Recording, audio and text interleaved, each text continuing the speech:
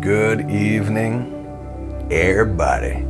Welcome on in. I'm so glad you're here. Thank you for joining in this evening. This is Midweek Connection. It's our first Midweek Connection in the new year. And if you saw at the end of the intro, it said, Here We Grow 2022, and brought us right out into Awakening Me in 23. And this is our little graphic for that. I wanted to show it to you again. Awakening Me in 23. So in 2022, our intention was to grow together. Our intention was to continue our growth and whatever that process was bringing about. And now we are awakening me, and we'll talk a little bit more about that as we go through this year. But the theme for this year is Awakening Me in 23. And what all that could come to mean. Welcome. I'm so glad you're here.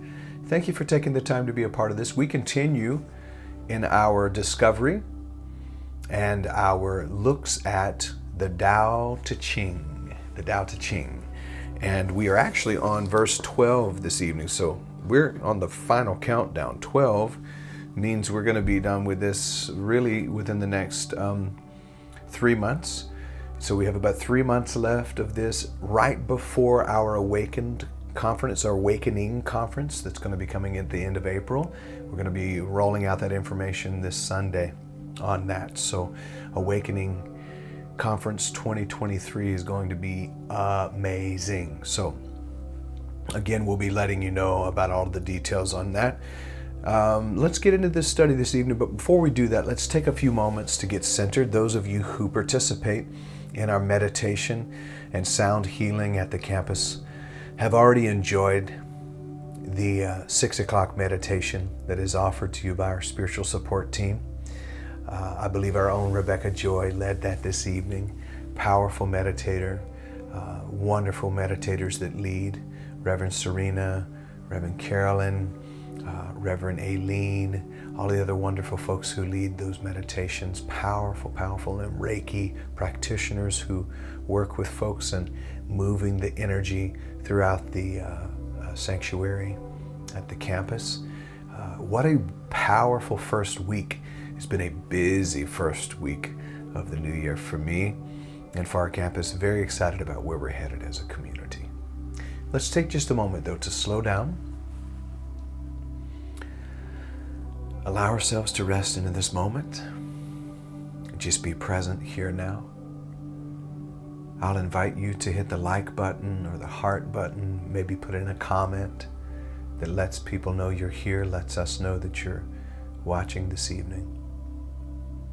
More than that, invest your energy into this journey into deeper and more meaningful awakening.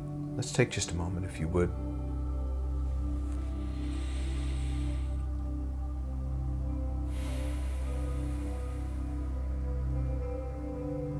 To just breathe into this moment. In fact, I'll encourage you to receive a deep breath.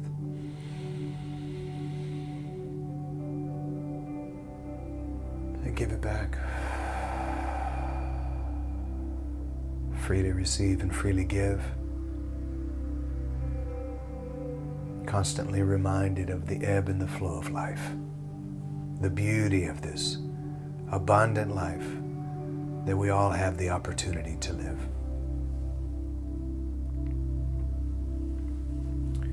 As we move throughout this time together this evening, we surrender our beliefs, our philosophy of life. We let go of even what we think we know. We believe so much, but really know very little in the sense of information. And yet there's a whole quantum field of possibility, infinite possibility, can become available to our knowing. So, our prayer of surrender is, Spirit of truth, take from us what we don't need. Bring to us what we do need. Our intellect, our hearts, our minds, even our bodies are free and open to receive the truth. The truth that is constantly, consistently, and collaboratively working with the universe and with the power that causes the universe to come to be for our greater good, bringing to us freedom. Freedom. True freedom. Release us from our egos. Bring us into the truth. And so it is. And so it is. We want you to know that you are welcome here. If you are a part of One Love Consciousness Movement, if you are part of First Unity Spiritual Campus, ultimately we're all one together, but each one of us have our own particular loyalties maybe. You are welcome. If you're a part of neither one in an organizational way, you are welcome, because you are welcome. You are valuable without ever having a branded stamp by any particular religious group or even any kind of a spiritual persuasion or expression. Just because you are welcomed and valued. We honor you in this space, and we thank you for taking the time. Time is something that Walmart's not giving refunds on. You're not going to redeem the time. Time is something you can't get back in this human expression experience. But we also know that time is just a construct. But the fact that you're willing to spend that time here is an honor for us, and we say thank you. All right, let's get into Tao Te Ching, verse 12. This is not a long verse. Colors blind the eye. Sounds deafen the ear. Flavors numb the taste. Thoughts weaken the mind. Desires wither the heart. The master or the sage observes the world but trusts his or her inner vision. He or she allows things to come and go. He or she, their heart is open as the sky. You know, I talk about these concepts pretty regularly anyway. I think what Lao Tzu is really essentially telling us here is that sometimes we can get entirely too caught up in our senses. Sense consciousness or sense awareness is very limited. It's limited to feelings. It's limited to the sensations. And even the sensations. And when I say that, I mean just simply missing the mark of your highest calling. That's really all that is. We can be seduced by these sensations and sensations. They can cause us to experience numbness. As it says, colors can blind the eye, or numb or dull. Another translation says dull the vision. Sounds can deafen the ear or make it harder for you to hear the truth. Flavors can numb the taste. We actually know this to be true. There are many folks who, I'll give you, for instance, a friend of mine who smoked for years used to really have to use a massive amount of salt because of the assault on his taste buds through smoking. He thought that it needed more salt. It wasn't seasoned enough. When he quit smoking, he realized how much salt he'd been using, possibly too much for his body.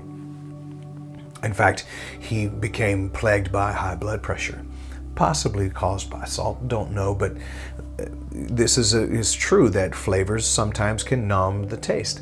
I'll tell you this, I am one who really like colognes. I've been into cologne since I was 9 or 10 years old. And when I go and test colognes at a department store, they will have, most of them will have a small jar of coffee beans. The coffee beans are there in the smelling of colognes to reboot the palate, right? Because the palate has been inundated by a variety of smells. What happens is it's not that you can't smell the colognes, but that you can't smell the truth of that cologne. And so to reboot the palate is vitally important so that you really get clarity on what it is you're smelling. Otherwise, you may turn on a particular cologne or not be interested in it because you can't really smell. The smells have run together. The same is true for knowledge or for wisdom in this world. Often we need to smell, the old saying, wake up and smell the coffee.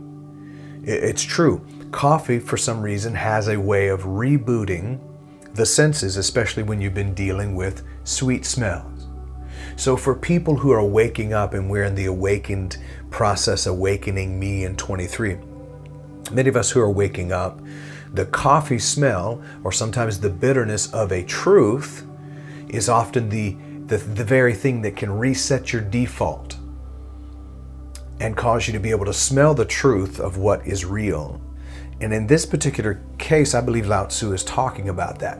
When we become too identified with our senses, when we become too identified with our personality, and that's become our personal reality, we often lose the truth of our true self, our essential, as I've mentioned before, our authentic, essential, and original being. The origin from which we all came to be. Your origin is divine. The lies that told you were separate from God were lies that numbed the senses to who you truly are. Now we're waking up. We're waking up from the stupor and the drug of religious lies and untruths that were propagated on us. Most of them were just traded down beliefs called traditions. Somebody's traditional approach to God got traded down, and ultimately it became a traitor to you. And it asked you to trade in the real for an illusion or a delusional way of thinking. This has even affected the planet to such a degree that now we understand that it looks like that religious trauma is actually a mental illness. I would go further to say that religious loyalty is a mental illness of sorts, because it causes mental dis-ease, or the dis-ease of your soul, disconnection from ease. And we're seeing that play out. It's perpetuating once again in our society and in our world, as people really do actually believe in a very ogreish, judgmental, angry God who could actually torture people in a torture chamber for eternity. And yet that God loves you unconditionally. Apparently not unconditionally, because there's a few conditions that have been put on it. One is saying the right name and saying it the right way, praying the right prayers. If you don't, then this is a Santa Claus God that is going to check the list and check it twice to see if you've been naughty or nice. This has dulled the senses and the sensations of the human race, causing us to be lulled to sleep by the poison toxicity of separation, which is an illusion. You are not separate from God. You never were. God is in you, through you, as you. You are connected to God, and God is connected to you. Irrevocably and eternally, it's impossible for that to not be the case. It's impossible for that to not be the case. Let me say that correctly. You are made of God's stuff, so you can't be separate from God. I mean, the source from which everything comes to be literally energizes and animates your ability to be in this present world. So Lao Tzu here, I think he's talking about us restoring ourselves to our original self, to our original beingness, to getting back to the Tao. And the Tao Te Ching in Chinese, or Tao in Chinese, is essentially the reference to the source energy. Source energy is what you come from. You can't be separate from it because you would cease to exist if you were. He says in the second stanza, the master observes the world, but trusts her inner vision. Eyesight, insight. When we go from identifying just with eyesight and we move toward insight, we begin to envision and reinvigorate that portion of us, that part of us that is divine. So this is one of the reasons probably Jesus, the master teacher, talked about, I am the light of the world, now I'm going the way, now you're the light of the world. And if the eye be single, the whole being is filled with light. As the light shines in the dark place, invigoration happens. Reformation begins to happen. Redemption, reincarnation, regeneration, all of those things, all of the words of salvation, salve, sozo, to be delivered and to be freed, to be lifted up. This begins to happen. The master observes the world, but trusts more the inner vision. So this is a request to come back to, and I mentioned it this morning in the walk and talk. Information is great while you're informed, but remember that inspiration, while information is limited, inspiration is an invitation, a calling into the limitless, boundless potentiality of the divine, which is in you, through you, and as you, is you. Whew. I hope you're getting the energy of this evening with me. I really feel that this is in perfect timing for where we're at, as we're awakening into our true selves, as we're awakening this new understanding. What we visualize will materialize at some point. And so the master observes the world. I see the world. I see the systems of the world. I'm not ignoring them. But what I trust in is my inner vision. Yes, you can trust your inner vision, though it may have been clouded by the eyesight or the eye vision, which sometimes is division too. Sometimes it's a bit fractured and fragmented, and we end up needing spectacles so that we can change the optics and see a different option. Does that make sense? He goes on to say, she allows things to come and go without grasping, allowing situations and circumstances to come and go, allowing people to come and go, allowing energies to come and go, just like allowing the breath to come and go. Circumstances and situations come into your life. Watch them come in, watch them go. Observe, but you don't have to engage. Witness, but you don't have to become connected to. You don't have to identify just because you happen to see it or witness it or observe it. Be mindful, very mindful, what you're allowing to yourself to be identified with. Be careful that you don't take on the identity of the temporary things that don't account for much. Just watch what you're doing with your the ownership of things. And notice what you're doing. And notice how identified with your personality and with your sexuality and your race and your color and your creed. And when I say sexuality, I'm talking about male or female. Notice how connected to those things we become. We really think that that's our true self. No, it's a facsimile. It's only an outward temporary appearance.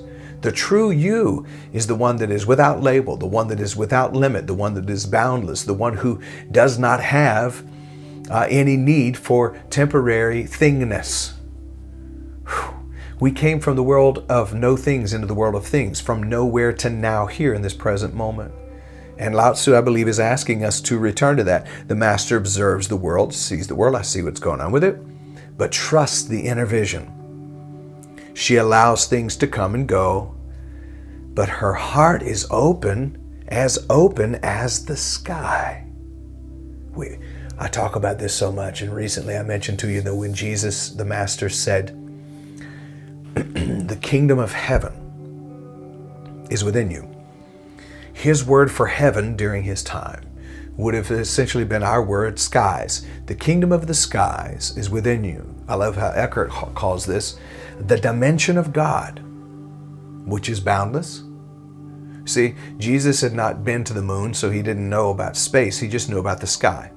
But see, we've come to find out that once you get out beyond what we call the sky, the atmosphere, you end up in the ethereal. You end up in the wide open expanse that is space. So Jesus may not have said that the kingdom of space is within you, but that's essentially what he was talking about. He's pointing to the sky, which is the furthest and the most wide open. We utilize that during our meditation today, possibly even tomorrow again. That I look up into the sky and I see the expanse that's wide open, the wide open expanse that is, and I realize that oh my God, the Tao, Source, is so huge.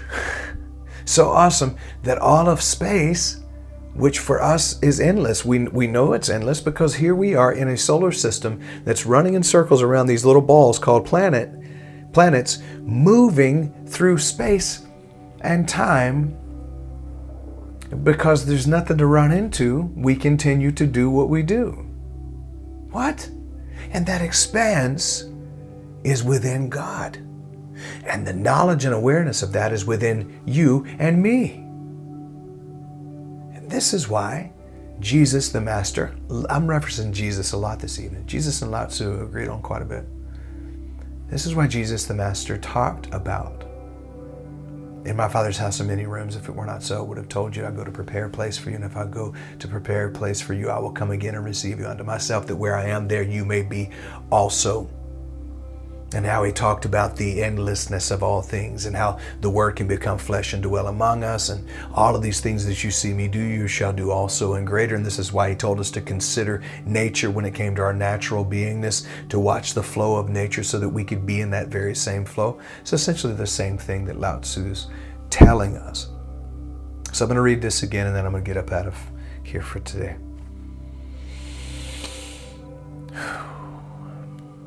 Colors blind the eye, sounds dull the ears, flavors numb the taste, thoughts weaken the mind, desires wither the heart. The master, or sage, observes the world, but trusts her inner vision. I don't want to spend a lot of time there, but I'm going to ask you to do something. A practical thing. Don't stop noticing what's happening in the world of politics. Don't stop noticing what's happening in the world of economic systems. Don't stop noticing or observing it, but don't trust it. That's a word for somebody. You can note or make note of it, right? But don't trust it. There's no one coming to save you. Not a politician, not a group of politicians, not a president, not a king. Nobody is coming to save you from this cosmetic that we live within. Observe the world, but trust the inner vision. That means sometimes you're going to need to shut off what you see with the eyesight and turn up, open the lens on this insight. The third eye, again spoken of by the Master, who said, if the eye be single or open fully, the whole being's filled with light. Last two lines. She allows things to come and go. I love that. Non-attachment.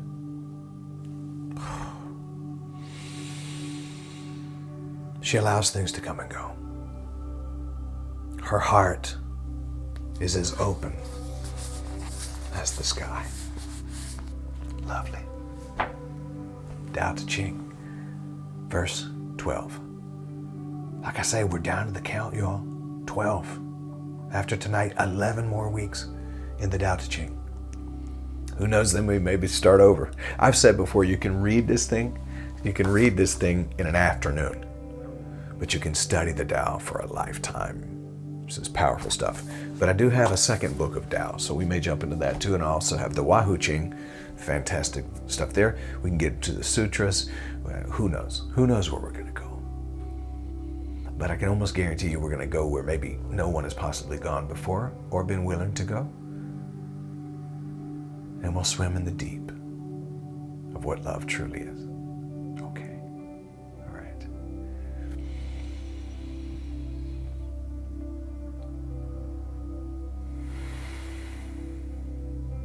With my focus for a few moments on that part of the verse, she allows things to come and go.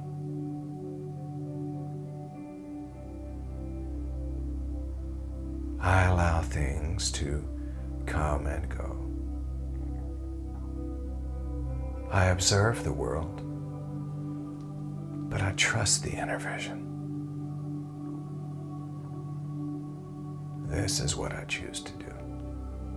I observe the world and all of its systems, but I trust the inner vision. And greater is the one within than the one that is within the material world.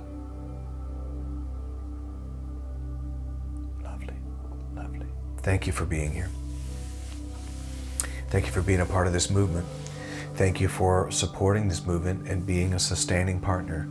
If you have not been a sustaining partner so far, go ahead and get this new year started off by committing to supporting this ministry, supporting this movement.